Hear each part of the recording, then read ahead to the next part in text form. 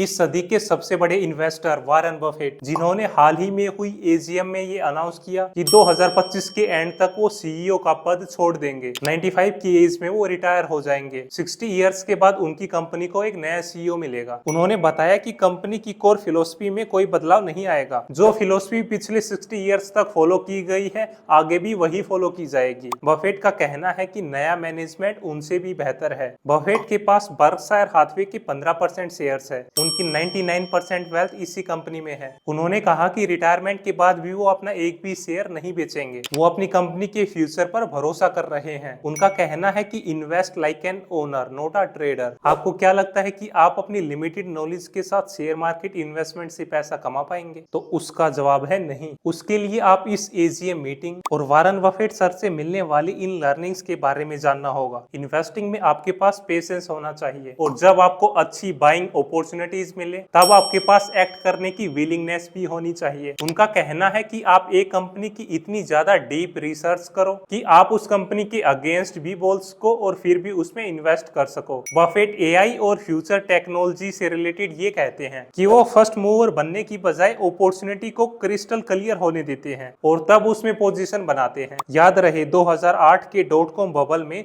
78% tech companies fail हो गई थी। उस टाइम पर बफेट ने टेक्नोलॉजी कंपनीज में इन्वेस्ट नहीं कर रखा था। अभी तक बफेट ने एआई में इन्वेस्टमेंट करना चालू नहीं किया है। वो trending and over hyped stock से दूर रहते हैं। उनका कहना है कि मार्केट के डेली अप्स एंड डाउन्स पर रिएक्ट नहीं करना चाहिए। उन्होंने कहा कि सक्सेसफुल इन्वेस्टिंग के लिए इमोशनल कंट्रोल बहुत जरूरी है। उन्होंने कहा अगर आपके स्टॉक्स 15% ऊपर या नीचे जाने से आपका बिहेवियर बदल जाता है तो आपको अपनी इन्वेस्टमेंट फिलोसफी पर दोबारा सोचना चाहिए। उनकी कंपनी के पास अभी तक का सबसे बड़ा कैश रिजर्व्स है। उन्होंने कहा कि वो सिर्फ इसलिए इन्वेस्ट नहीं करेंगे ताकि उनके पास कैश कम हो जाए। उनका फोकस हमेशा वैल्यू इन्वेस्टिंग पर रहा है, सही प्राइस पर बिजनेस खरीदने पर रहा है। उन्होंने कहा कि बैलेंस शीट इनकम स्टेटमेंट से ज्यादा जरूरी है। बैलेंस शीट कंपनी की फाइनेंशियल हेल्थ का सही इंडिकेटर होता है। अमेरिकन इकोनॉमी में बहुत ज्यादा चैलेंजेस होने के बाद भी वो अमेरिका को लेकर ऑप्टिमिस्टिक है। उन्होंने कहा लॉन्ग टर्म में यूएस की ग्रोथ स्ट्रॉन्ग रहेगी। उन्होंने कहा एआई पावरफुल है पर ह्यूमन जजमेंट की वैल्यू अभी भी सबसे ऊपर है। बफेट ने कहा कि इन्वेस्टिंग में सिंप्लिसिटी और क्लैरिटी को इंपॉर्टेंस देनी चाहिए। कॉम्प्लेक्स फाइनेंशियल इंस्ट्रूमेंट से बचना चाहिए और उन बिजनेसेस में इन्वेस्ट करना चाहिए जिन्हें आप समझते हैं। उन्होंने कहा कि डिकेड्स तक इन्वेस्टेड रहकर ही रियल वेल्थ बनती है। उन्होंने कहा कि हाई रिटर्न्स के चक्कर में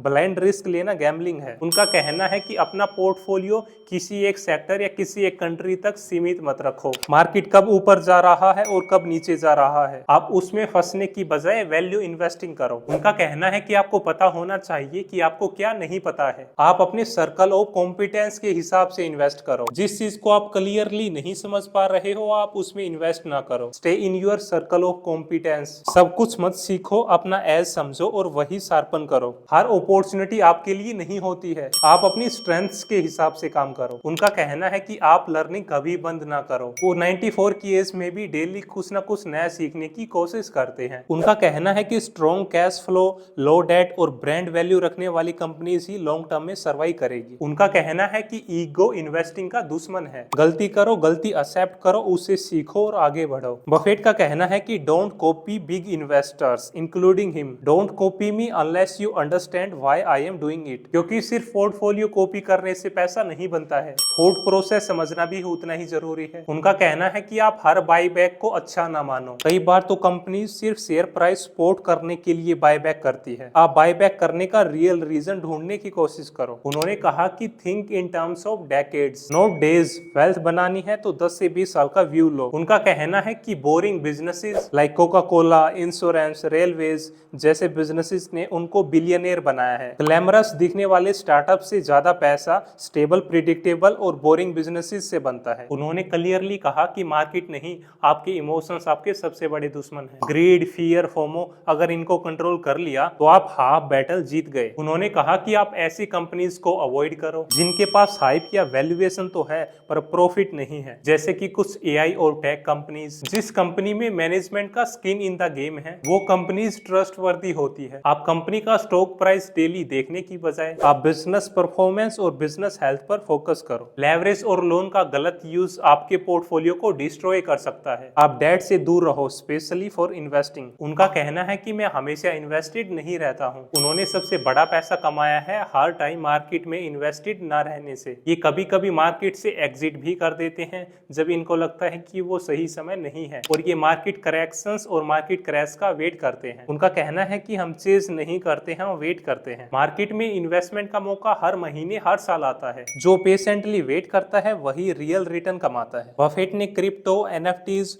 और स्पेकुलेटिव टेक स्टॉक से दूरी बनाई है क्योंकि वो इन सब का मॉडल समझ नहीं पाए हैं। उनका कहना है कि सिर्फ इसलिए इन्वेस्ट मत करो क्योंकि सब कर रहे हैं, जिस चीज का लॉजिक समझ ना आए उससे दूर रहो। वो कहते हैं इन्वेस्टिंग में एक्शन से ज्यादा थिंकिंग जरूरी है। ज्यादा ट्रेड्स करने वाले से ज्यादा सीखने वाला जीतेगा। बफेट का कहना है कि उनका यूएस में पैदा होना और सही टाइम पर इन्वेस्टिंग शुरू करना, ये एक बहुत बड़ा फैक्टर है उनकी इतनी मैसिव सक्सेस के पीछे। आप अपनी प्रिविलेज या टाइमिंग समझो और उसे वाइजली कैपिटलाइज करो। इन्वेस्टिंग में आईक्यू से भी ज्यादा जरूरी है काल्म माइंड, क्लियर थिंकिंग और पेशेंस। बफेट कहते हैं कि our biggest edge is doing nothing when there is nothing to do. 99% people fail because they can't sit still. Investing 80% psychology है और 20% नॉलेज। उनका कहना है कि your circle is your destiny. उन्होंने जिंदगी भर लिमिटेड हाई क्वालिटी लोगों के साथ टाइम स्पेंड किया, जैसे कि चार्ली मंगर। वो हर दिन आवर्स तक पढ़ते हैं, सीखते हैं और नया पर्सपेक्टिव लेते हैं। वो कहते हैं कि market is full of smart people who are poor. Smartness के साथ अगर डिसिप्लिन नहीं है तो सक्सेस इम्पॉसिबल है। बफेट ने कभी भी short term market movements predict नहीं किए। उन्होंने बिजनेस वैल्यू और बिजनेस क्वालिटी पर फोकस किया। उन्होंने कई इन्वेस्टमेंट्स डेकेड्स तक होल्ड किए बिना रिटर्न्स को कैश किए। उनका कहना है कि कंपाउंडिंग तभी काम करता है जब आप तुरंत रिवार्ड लेने का लालच छोड़ देते हैं। आप हर डिसीजन लेने से पहले सोचो